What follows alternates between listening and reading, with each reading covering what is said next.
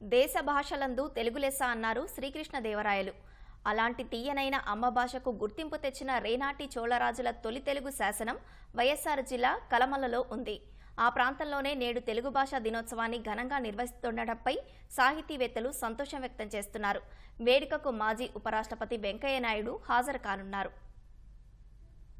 ఇది వైఎస్ఆర్ జిల్లా ఎర్రగుంట్ల మండలం కలమల్ల గ్రామం. ఈ గ్రామానికి ప్రత్యేక ప్రాశస్త్యం ఉంది. తెలుగు భాష పురుడు పోసుకోవడానికి గుర్తింపు తెచ్చిన తొలి తెలుగు శాసనం ఇక్కడే ఉంది. స్థానిక చెన్నకేశవ స్వామి ఆలయంలో 2 శిలలపైన తెలుగు అక్షరాలతో ముద్రించిన శాసనాలు దర్శనమిస్తాయి. ఈ శాసనాలను రేనాటి చోళరాజు ఎరికల్ ముత్తురాజు బిరుదాంకితుడైన ధనుంజయుడు తెలుగుపై మక్కువతో ఇక్కడ వేయించారు. క్రీస్తు శకం 575లో ఈ శాసనాన్ని వేసినట్లు ఆధారాలు లభ్యమయ్యాయి. 1905లో మొదటిసారి ఈ శాసనాల వివరాలు సేకరించారు. స్థానిక సాహితీవేత్తలు, పురావస్తు శాఖ అధికారులు అధ్యయనం చేసి కలమల్ల గ్రామంలో ఉన్నదే తొలి తెలుగు శాసనమని గుర్తించారు. కేంద్ర యువ సాహిత్య అకాడమీ రచయిత వేంపల్లి గంగాధర్ కలమల్ల శాసనంపై 10 ఏళ్ల కిందట తొలిసారి పుస్తకం విడుదల చేశారు. శాసనంలో తెలుగు అక్షరాలు 17 వరసల వరకు కనిపిస్తాయి. నాటి రాజు కలమల్ల ఆలయానికి భూమిని దానంగా ఇచ్చిన సమయంలో వేయించిన దాన శాసనంగా సాహితీవేత్తలు చెబుతున్నారు. ఈ కలమల్ల తొలి తెలుగు శాసనం గురించి ప్రస్తుతం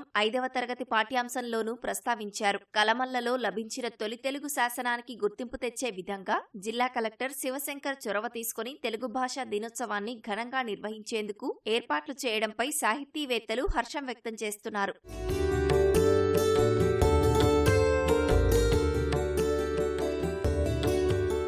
ఎక్కడైతే మనకు తొలి శాసనం దొరికిందో అక్కడ మన తెలుగు భాష దినోత్సవం జరిపితే భాషకే ఒక గొప్పతనము, ఒక గౌరవం మనం ఇచ్చినట్లు అవుతుందని చెప్పేసి వారి ఆదేశాల మేరకు అక్కడ మన పూర్వ ఉపరాష్ట్రపతి వెంకయ్య నాయుడు గారు ముఖ్య అతిథిగా విచ్చేస్తూ అక్కడ కార్యక్రమాన్ని నిర్వహించడం తెలుగు మన కడప ప్రజలే కాదు రాష్ట్రమంతా కూడా చాలా ఆనందంగా గర్విస్తుంది. ఈరోజు ఇటువంటి ఆ ప్రాంతంలో నిర్వహించాలన్న ఆలోచన రావడమే కలెక్టర్ గారికి అందరూ కూడా హృదయపూర్వకంగా, ఇటు సాహితీవేత్తలు అయితేనేమి, ఇటు కడప వాసులు అయితేనేమి, కలమల్ల గ్రామ వాసులు అయితేనేమి చాలా ఆనందంగా అంగరంగ వైభవంగా నిర్వహించబోతున్నారు.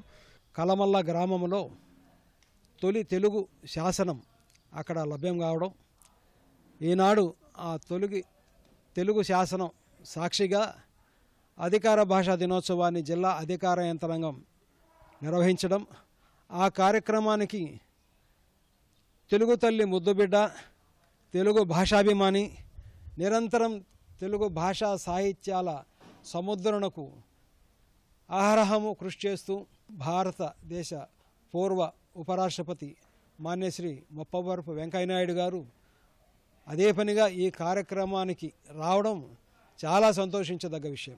ఇది తెలుగు వారందరికీ ఎంతో గర్వకారణం.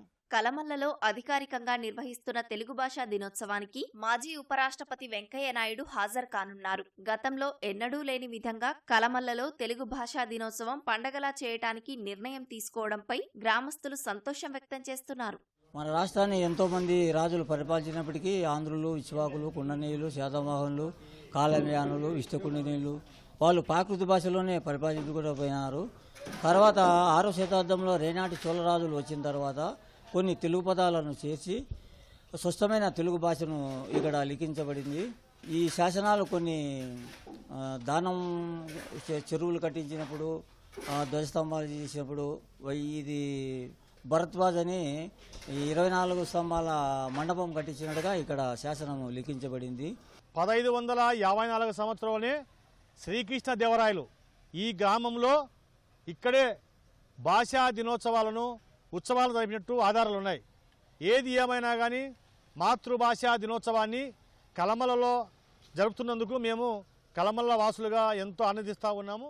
కలమల్లలో తెలుగు శాసనాలు పాడవకుండా ప్రత్యేక దిమ్మలను ఏర్పాటు చేస్తున్నారు. తొలి తెలుగు శాసనం ప్రతిని కడప సిపి బ్రౌన్ గ్రంథాలయంలోనూ అందుబాటులో ఉంచాలని సాహితీవేత్తలు కోరుతున్నారు.